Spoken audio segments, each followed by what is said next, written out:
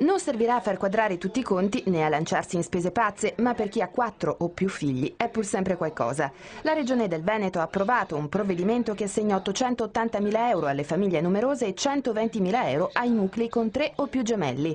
Un bonus, un una tantum, che non ha carattere stabile e varia a seconda del numero di figli. 600 euro a chi ne ha 4, 700 euro a chi ne ha 5, fino ad arrivare ai 1.200 euro di chi ha 9 o più figli. Ovviamente ci sono delle condizioni: che la famiglia abbia la cittadinanza italiana, che risiede in Veneto da almeno 5 anni e che il reddito ISEE non superi i 30.000 euro annui. In un momento dove la disoccupazione arriva al 7,9%, dove abbiamo 150.000 in Veneto disoccupati, molti di questi sono padri di famiglia e magari hanno dei figli, e siccome l'applicazione del quoziente familiare a livello nazionale non la stanno, io penso, neanche tenendo in considerazione, solo chiacchiere, la Regione nel silenzio e in un buon lavoro fatto con le famiglie ha prodotto il primo quoziente familiare, forse artigianale, ma molto utile per famiglie. Un bonus di 900 euro andrà anche alle famiglie con 3 o più gemelli, come quella di Teresa. Apparentemente la situazione è come una famiglia che ha tre bambini, uno alla volta.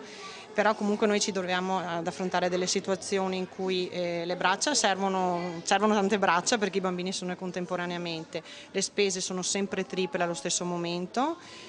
Soprattutto cominciare dai pannolini, dal latte, poi quando crescono l'asilo, a volte si fa fatica anche a trovare i posti perché sono 3, e poi continua con la scuola, quindi spese sempre triple, quando non oso pensare quando andranno alle superiori, i trasporti, i libri.